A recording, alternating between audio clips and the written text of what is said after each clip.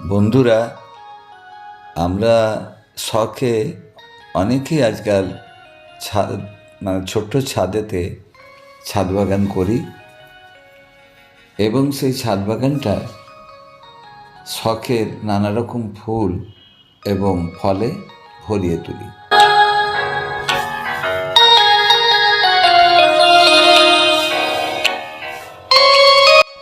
প্রত্যেকেই আমাদের কর্মব্যস্ততার মধ্যে থাকি, বিভিন্ন ধরনের কাজ আমরা করি, কেউ চাকরি করি, কেউ ব্যবসা করি, বিভিন্ন ধরনের পেশায় আমরা নিযুক্ত থাকি। কর্মব্যস্ততার মাঝে যখন একটু অবসর সময় পাই, যখন আমরা ছাদে উঠি আমাদের বাগানে, তখন মনটা সত্যি ভরে ওঠে আনন্দে। নানা রকম ফুল, ফল, গাছের সবুজ ডালপালা বিস্তার, গাছের বৃদ্ধি দেখে মনটা সত্যি ভালো লাগে।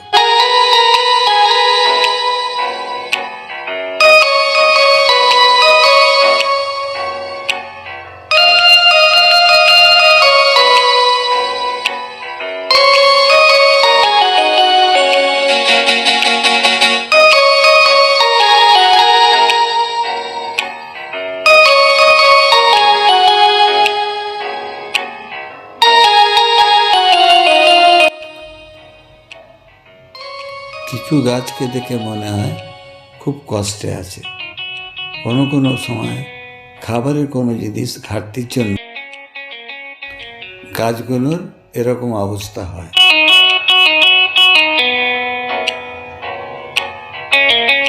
আবার দেখা যায় কোনো গাছে নানা রকম পোকামাকড় বাসা বাঁধে, যেমন মিলিবাগ, সাদা মাছি, লেদা পোকা,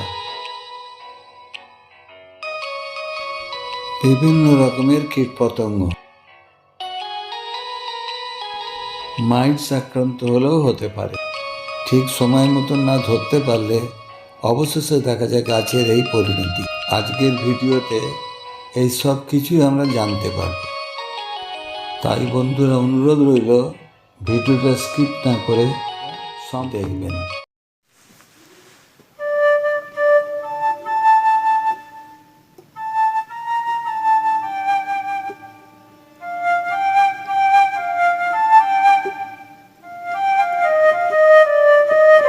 বন্ধুরা, আজকে আমি আপনাদের সামনে একটা নতুন বিষয় সম্বন্ধে আলোচনা করতে চলেছি। বিষয়টা হলো রসুন। আমরা ঘরেতে রসুন আমরা সবসময় ব্যবহার করি। এটা একটা অপরিহার্য রান্নার অঙ্গ। রসুন আমাদের লাগে। তো রসুন ব্যবহার করার পর যে খোসাগুলো আমরা ফেলে দিই, সেই খোসাগুলোকে যদি না ফেলে দিয়ে আমরা কি এগুলোকে রাখতে পারি, তাহলে উদ্ভিদ একধারে যেমন পুষ্টির যোগান পায়, পুষ্টিমূল্যর যোগান পায়, এবং এই রসুনের খোসা ব্যবহারে কী হয় না, বিভিন্ন পোকামাকড় এবং ছত্রাকের হাত থেকে গাছকে বাঁচানো যায়। তো আজকে আমি আপনাদের সাথে এই রসুনের কোয়া কীভাবে আপনারা এর কম্পোস্ট সার তৈরি করবেন এবং সেই সারটা, তরল সারটা তৈরি করে গাছে যেমন দেবেন, গাছের পুষ্টিগুণের মান যেমন উন্নত হবে, তেমনি এর সাথে কী হবে, আপনার বিভিন্ন পোকামাকড় এবং ছত্রাককে হয় মেরে ফেলা, নাহলে এদেরকে দূরে সরিয়ে দিতে পারবে। রসুনের খোসায় কী পুষ্টিগুণ রয়েছে, গাছের কী পুষ্টিগুণ রসুনের খোসা থেকে আমরা পেতে পারি।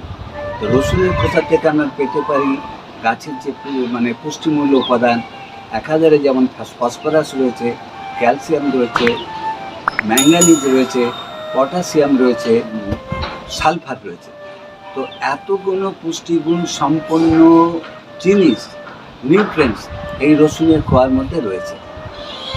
তো বন্ধুরা, আপনাদের সময় আমি নষ্ট করব না, চলুন রসুনের খোসা থেকে কী করে এই জৈব তরল সারটা বানানো যায় সে ব্যাপারে আমি আপনাদের সাথে আলোচনা করব। আপনারা দেখতে থাকুন। এই একটা মগ আমি নিলাম। এই মগের মধ্যে যে রসুনের খোসা দেখছেন, এই খোসাগুলোকে আমি মগের মধ্যে ঢুকিয়ে দেব। মোটামুটি আমার এটা রসুনের কোয়া গোটা 10 রসুনের কোয়ার খোসা রয়েছে। 10টা রসুনের থেকে খোসা আমি এটা বাদ করেছি। এই পাত্রটার মধ্যে রসুনের খোসাগুলোকে আমি ঢেলে নেব। এইখানে যে পাত্রটা, একটা পাত্র আমি জল রেখেছি, এই জলটা এই রসুনের মানে খোসার যে পাত্রে রেখেছি তার মধ্যে জলটা আমি ঢেলে দেবো। প্রায় 1 লিটারের কাছাকাছি এখানে জল আমি এর মধ্যে ঢেলে দিলাম। এই দেখতে পেলেন, এই পাত্রের মধ্যে রসুনের খোসাগুলো, শুকনো খোসাগুলো রেখেছিলাম, আর এর মধ্যে আমি 1 লিটার প্লেন জল মিশিয়ে দিলাম। এইবারে এই পাত্রটাকে ভেজানো, রসুনের খোসা ভেজানো জলের পাত্রটাকে আমি ছায়াযুক্ত জায়গাতে বেশি না 3 দিন রাখবো। 3 দিন বাদে আপনাদের কাছে ফিরে আসবো। ফিরে এসে এই রসুনের খোসার তরল যে সারটা তৈরি হবে সেটা গাছে কিভাবে প্রয়োগ করবো আপনাদের আমি দেখাবো। বন্ধুরা, 3 দিন বাদে আমি ফিরে আসলাম। যে রসুনের খোয়াগুলো ভিজিয়ে রেখেছিলাম, আপনাদের বলেছিলাম যে 3 দিন বাদে এসে আমি কি হবে দেখাবো। তো 3 দিন কেটে গেছে, আমি চলে এলাম। এই রসুনের কোয়াটা দেখতে পাচ্ছেন, এই যে ভেজানো ছিল, এই জলটাকে আমি এখন একটা ছাঁকনি দিয়ে ছেঁকে নেব। এইভাবে দেখতে পাচ্ছেন, এই জলটাকে আমি একটু নেড়ে নেবো। নেড়ে নিয়ে ছাঁকনি দিয়ে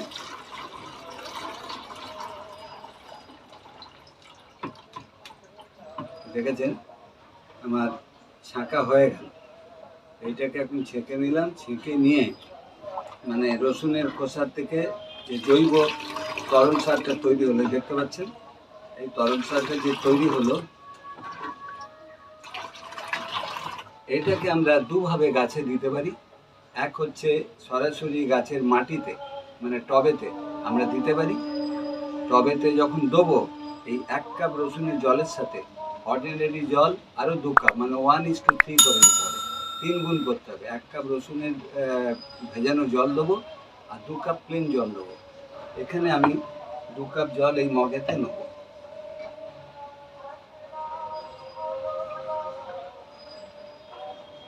এই 2 কাপ জল আমি মগে নিয়ে নিলাম। আর এই ছাঁকা রসুনের যে তরল সারটা বেরোলো, কম্পোস্ট সারটা রসুনের, এইটা আমি 1 কাপ এর মধ্যে ঢেলে দেবো। তাহলে মোট 3 গুণ হলো। এইটাকে আমরা গাছেতে সরাসরি গাছের গোড়ায় দিতে পারি। এবারে বলবেন, প্রশ্ন হচ্ছে কীভাবে দেবেন। যদি ছোট টব হয়, 6 ইঞ্চি 8 ইঞ্চি টব হয়, তাহলে ওই 1.5 কাপ মতন দিলেই হবে। আর যদি 10 থেকে 12 ইঞ্চি টব হয় তাহলে আপনি 1.5 কাপ দেবেন। তার অধিক টব হলে পরে আস্তে আস্তে সেই রেশিওতে বাড়াবেন। তো যেমন ধরুন আমার কাছে এই যে পেয়ারা গাছটা আছে, এটাতে একটু বড় টব, 12 ইঞ্চি টব, এটা আমি এরকম নিয়ে 1.5 কাপ এর মধ্যে দিয়ে দেবো।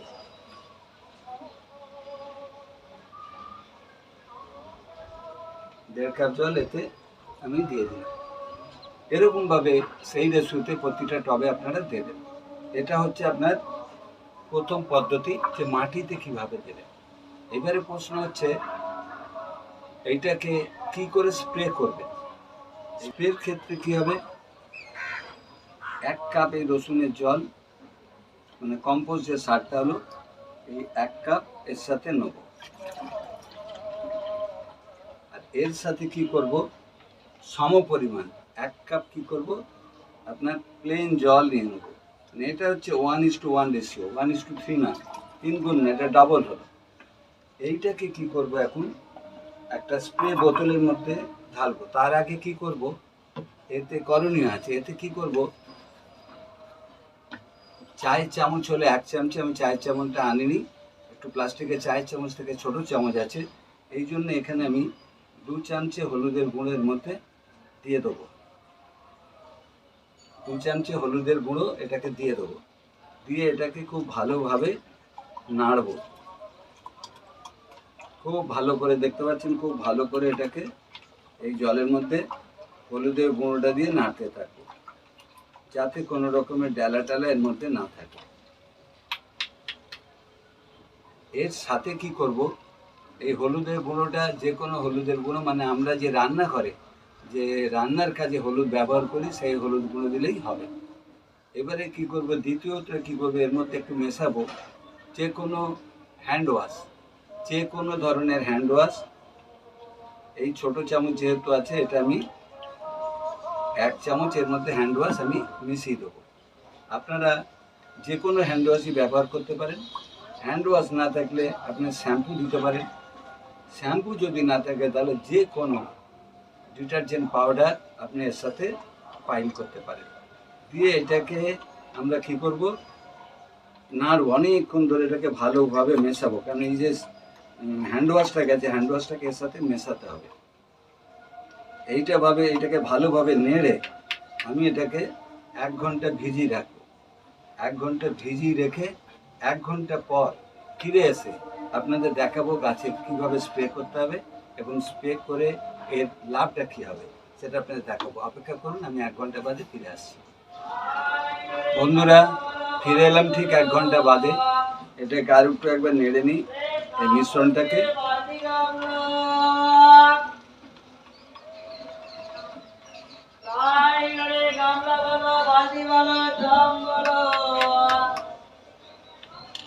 এই মিশ্রণটাকে এবারে ভালোভাবে ছাঁকতে হবে। প্রথমে একটা ছাঁকনি নিলাম, এবারে ছাঁকনির ওপরে আর একটা কাপড় নিয়ে নিলাম। বলবেন কেন ডবল নিলাম?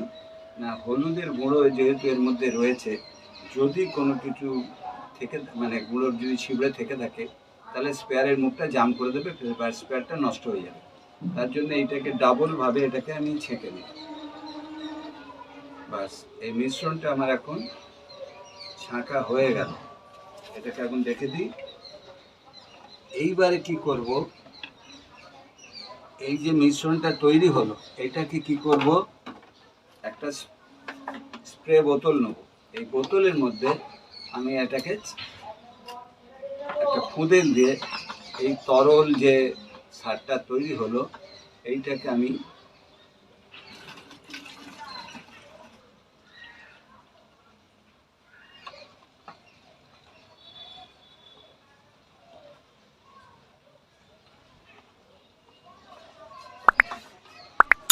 দেখতে পেলেন এই জিনিসটা তৈরি হয়ে গেল। এইটাকে একটু ছেঁকে নিয়ে যে কোনো গাছে, ইনডোর বা আউটডোর যে কোনো প্ল্যান্টে আপনারা এটাকে স্প্রে করতে পারেন। গাছে স্প্রে করলে পরে কী হবে না, গাছেতে যে সমস্ত পোকামাকড় বাসা বাঁধে, বিভিন্ন ধরনের মানে বাসা বাঁধে, তার মধ্যে রয়েছে সাদামাছি, মাইট, মাকড় থাকে। খুব ছোট ছোট কিছু কিছু মাকড়কে খালি চোখেও দেখা যায় না। এই মাকড়গুলো থাকে, সাদা মাছি থাকে, পোকা থাকে, পোকার মতন লেদা পোকা এক রকমের থাকে, অ্যাপিডস থাকে। এই ধরনের পোকাগুলো কি করে, সাদা মাছিগুলো কি করে, গাছের এই পাতার নিচের অংশে এসে বাসা বাঁধে দলে দলে। এসে কি করে, ওই আপনার পাতার ভেতর থেকে পাতার রসগুলো চুষে চুষে খায়। আর কি করে, তাতে কি করে, পাতা আস্তে আস্তে হলদে ভাব, ছিটে ছিটে ভাব এসে যায় পাতার মধ্যে, এবং পরে সম্পূর্ণ পাতা হলদে হয়ে যায়। হলদে হয়ে গেলে কী হয়, গাছ ক্লোরোফিল তৈরি করতে পারে। ক্লোরোফিল না তৈরি করতে পারে, সবুজ অংশ যখন হারিয়ে ফেলে তখন কী করে, সূর্যের আলোর থেকে সালোক সংশ্লেষণ করতে পারে না, যার ফলে গাছ ক্লোরোফিল তৈরি করতে পারে না। এমন যদি সমস্ত পাতাতেই হয়, দেখা যায় গাছটা আস্তে আস্তে মারা যায়। এছাড়া দেখবেন যে এক রকম ধরনের পোকা থাকে, সেই পোকাগুলো কি করে, গাছের পাতার কাণ্ডগুলো কি করে, ও কচি কচি কাণ্ডগুলোকে খেয়ে ফেলে।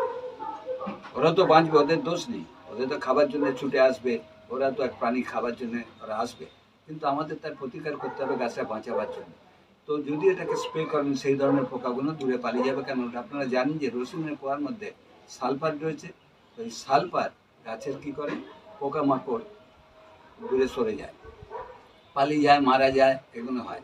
আর কি করতে হবে এতে, আর কি করা যায় না, আরও কাজে লাগে এটাকে আপনার পিঁপড়ে যদি গাছে হয়, গাছের গোড়ায় যদি আপনি জলটা দেন, তাহলে পিঁপড়ে বা গাছে যদি পিঁপড়ে তৈরি হয়, তাহলে পিঁপড়ে মারা যায়। তো বন্ধুরা, এই হচ্ছে আপনাদের এই রসুনের কোয়ার উপকারিতা সম্বন্ধে আপনাদের বললাম। আর স্প্রে বোতলে নিয়ে আপনারা কী করবেন, সমস্ত গাছগুলোতে এরকমভাবে যেমন আছে দেখাচ্ছি, এরকমভাবে আপনারা প্রতিটা গাছে এরকমভাবে স্প্রে করে দেবেন। আপনার যে সমস্ত গাছগুলো আছে এই গাছগুলোতে এরকমভাবে স্প্রে করবেন। অতি অবশ্যই যখন স্প্রে করবেন, স্প্রে করার সময় প্রখর সূর্যের তাপে স্প্রে করবেন না, কেন সূর্যের আলোটা যখন কম থাকবে, তেজ কম থাকবে, সেই সময় স্প্রে করবেন, মানে সকালবেলা 9টার মধ্যে করবেন, আর তার না হলে পরে বিকালবেলা স্প্রে করবেন। যেহেতু শীতকাল, এখনকার রোদটা অত কড়া নেই, মুখে পড়া রোদ, তার জন্য আমি একটু বেলাতে 10টা সাড়ে এখন বাজে এখন স্প্রে করছি। এরকম প্রতিটা গাছে আপনারা স্প্রে করে দেবেন, উপকার অতি অবশ্যই পাবেন। তো বন্ধুরা, আপনাদেরকে অনুরোধ করব, আপনাদের গাছগুলোকে এইভাবে আপনারা বাঁচান। রসুনের কোয়ার থেকে, আপনারা ফেলে দেওয়া রসুনের কোয়ার থেকে সম্পূর্ণ একটা জৈব সার, তরল জৈব সার তৈরি করুন, করে গাছকে প্রয়োগ করুন। গাছ একাধারে যেমন পুষ্টিগুণ পাবে, তার সাথে বিভিন্ন পোকামাকড় এবং ছত্রাকের হাত থেকে গাছকে বাঁচাতে পারবে। তো বন্ধুরা, এই ছিল আজকের আমার ভিডিও। যদি আপনাদের এই ভিডিওটা দেখে একটুও ভালো লাগে, আর যদি মনে করেন এই ভিডিওটা আপনাদের কাজে লাগবে, তাহলে অতি অবশ্যই লাইক একটা দেবেন, আর অনেকের সাথে শেয়ার করবেন। তাহলে যারা জানে না তারা কি করবে, এই ব্যাপারটা জানতে পারবে, তারা উপকৃত হবে। আর নতুন বন্ধুদের কাছে অনুরোধ, নতুন বন্ধুরা অনেকে আমাকে জিজ্ঞাসা করে, আপনার চ্যানেলটা যে সাবস্ক্রাইব করব কত পয়সা লাগবে? হ্যাঁ বন্ধুরা, চ্যানেল সাবস্ক্রাইব করতে একটা পয়সাও লাগবে না। নতুন বন্ধুদের আমি রিকোয়েস্ট করবো, আপনারা বিনা দ্বিধাতে, বিনা সংকোচে আপনারা আমার চ্যানেলটাকে সাবস্ক্রাইব করবেন। তাতে কী হবে, আমি এই নতুন ধরনের ভিডিও করার জন্য অনুপ্রাণিত হব, আপনাদের কাছে এই ভিডিওগুলো পৌঁছে দিতে পারবো। তাই নতুন বন্ধুদের কাছে আমার অনুরোধ, আর যারা এখনও আমার চ্যানেলটাকে সাবস্ক্রাইব করেননি, তারা অতি অবশ্যই আমার চ্যানেলটাকে সাবস্ক্রাইব করবেন। সাবস্ক্রাইব করে পাশে থাকা বেল আইটেমটা পুশ করে অল করে দেবেন। তাহলে কী হবে, এই ধরনের ভিডিওগুলো যখন আমি তৈরি করব, এরকম নতুন ভিডিও যখন আমি তৈরি করব, তখন সবার আগে আপনাদের কাছে পৌঁছে যাবে। তো বন্ধুরা, আজকের মতন আমি এখানেই শেষ করলাম। আশা করি আপনারা সবাই ভালো থাকবেন, সুস্থ থাকবেন, খুব ভালো থাকবেন, এবং পরবর্তী দিনে এরকম ধরনেরই নতুন কোনো একটা ভিডিও নিয়ে আপনাদের সামনে খুব শীঘ্রই আমি উপস্থিত হব। ধন্যবাদ।